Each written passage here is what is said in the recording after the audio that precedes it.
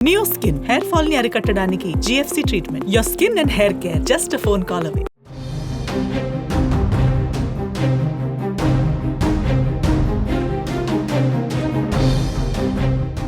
ఈ car racing విషయంలో రకరకాల లీకులు ఇస్తూ మా నాయకులు కేటీఆర్ గారిని అప్రతిష్ట పాలు చేయాలని బీఆర్ఎస్ పార్టీని ఇబ్బంది పెట్టాలని ప్రయత్నం చేస్తున్నారు. మేము ఇతర ఏమడుగుతున్నాం సార్, మేము ఎలాంటి తప్పు చేయలేదు, చట్ట ప్రకారంగా పద్ధతి ప్రకారంగానే ఈ రాష్ట్ర ప్రతిష్ట పెంచడానికి ఈ రాష్ట్ర ఆదాయం పెంచడానికి కేటీఆర్ గారు అన్నీ ఆలోచించి నిర్ణయం తీసుకున్నామని మేము చెప్తున్నాం.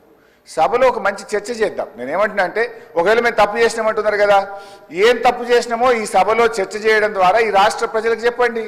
మేము తప్పు చేయలేదు, మేము ఈ రాష్ట్రం కోసం చేసినామని మా నాయకుడు కేటీఆర్ గారు కానీ బీఆర్ఎస్ పార్టీ తరఫున మేము కూడా విషయాలు ప్రజల ముందు పెడదామని అంటున్నాం. మేము ప్రభుత్వాన్ని కోరేది మాకు స్పష్టమైన హామీ ఇస్తే మేము సహకరిస్తాం. ఇవాళ ఈ బిల్ తర్వాత చర్చ పెట్టారా, ఈ బిల్లు ముందు చర్చ పెట్టారా? ప్రభుత్వం తరఫున రెవెన్యూ మినిస్టర్ గారు ఉన్నారు, వారు లేచి సార్ ఒక్క మంత్రి కూడా సభలో లేడు సార్. మీరు చూడండి, శాసనసభ అంటే ఎంత గౌరవం ఉందో ఒక్క మంత్రి కూడా సభలో లేడు sir. I don't want to going to that.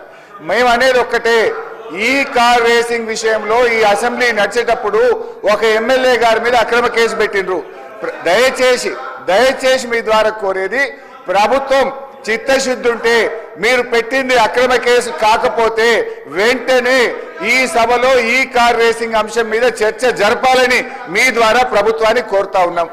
సభ్యుడికి, ఎందుకంటే సార్ ఒక కేసు పెట్టేటప్పుడు అసెంబ్లీ నడిచేటప్పుడు ఒక సభ్యుడి మీద అక్రమ కేసు పెట్టినప్పుడు ఆ సభ్యుడికి చెప్పుకునే అవకాశం ఇవ్వాలి కదా సార్. అది తప్ప ఒప్ప కేటీఆర్ గారికి మీరు అవకాశం ఇస్తే వారు మాట్లాడితే మీకు ప్రభుత్వానికి రాష్ట్ర ప్రజలకు కూడా ఒక క్లారిటీ వచ్చేటువంటి అవకాశం ఉంటుంది అధ్యక్ష. ఇది ముమ్మాటికి అక్రమ కేసు. కేవలం కేటీఆర్ గారు 420 మీ హామీలను ప్రశ్నిస్తుండే కనుక లగచెర్ల రైతులను ప్రశ్నించి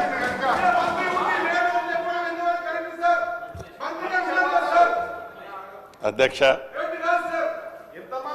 గౌరవనీయులు మాజీ మంత్రివర్యులు హరీష్ రావు గారు, మంత్రిని ఒకరిని ఉన్నాను అధ్యక్ష, ఎవరూ లేరని అనటం నేను ఇంకా మంత్రిలాగా హరీష్ రావు గారికి కనబడుతున్నట్లేదు. దురదృష్టకరం, బాధాకరం అధ్యక్ష. 2 పిల్లులు రొట్టె కదా ఈ ధరణిలో ఉంది.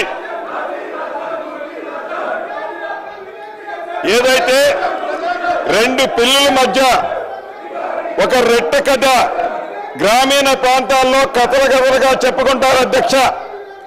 ఆ కథ ఏంటంటే, ఒక రొట్టె ముక్క, 2 రొట్టె ముక్కలు ఉంటాయి అధ్యక్ష.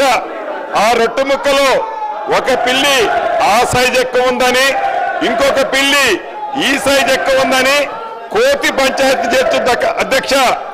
చివరికి 2 పిల్లుల్ని కాదని ఆ 2 రొట్టె ముక్కలని ఆ కథలో కోతి తిన్నట్లే ఈ ధరణి కాన్సెప్ట్ ని పెట్టి తెలంగాణ రాష్ట్రంలో ఉండే దళిత గిరిజన మైనారిటీ బీసీల వేలాది ఎకరాల భూములని ఆనాటి పెద్దలు కోతి సామెతలాగానే తన్నుకుపోయారు అధ్యక్ష.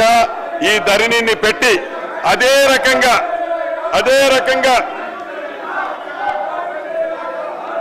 ఇటు రాష్ట్రంలో అటు దేశంలో 2014 ముందు కాంగ్రెస్ ప్రభుత్వం తీసుకొచ్చిన రెవెన్యూ చట్టాలు, సంస్కరణలు రైతాంగానికే కాకుండా యావత్ ప్రజానికానికి ఎంతో మేలు చేశాయని చెప్పడానికి గర్వపడుతున్నాను అధ్యక్ష.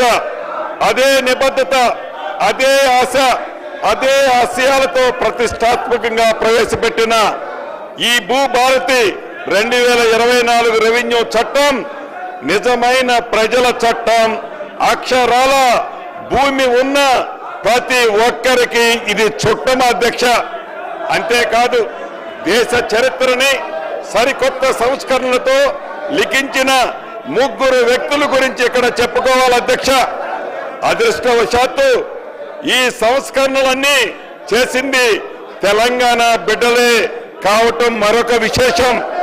భూ కమతాల పరిమితి చట్టం తెచ్చిన నాటి ముఖ్యమంత్రి, తెలుగు ప్రధాని శ్రీ పివి నరసింహరావు గారు కౌలు రైతులకు మేలు చేసే విధంగా కౌలు రక్షిత చట్టం తీసుకొచ్చిన నాటి ముఖ్యమంత్రి శ్రీ బూర్గుల రామకృష్ణారావు గారు, అదే విధంగా జాగీర్ల రద్దుతో కీలకంగా వ్యవహరించిన మాజీ ఉప ముఖ్యమంత్రి కొండ వెంకటరెడ్డి గారు మాకు తెలుసు అని సుమన్ టీవీలో మీ పర్సనల్ అండ్ బిజినెస్ ప్రమోషన్స్ కోసం కింది నెంబర్కి కాంటాక్ట్ చేయండి.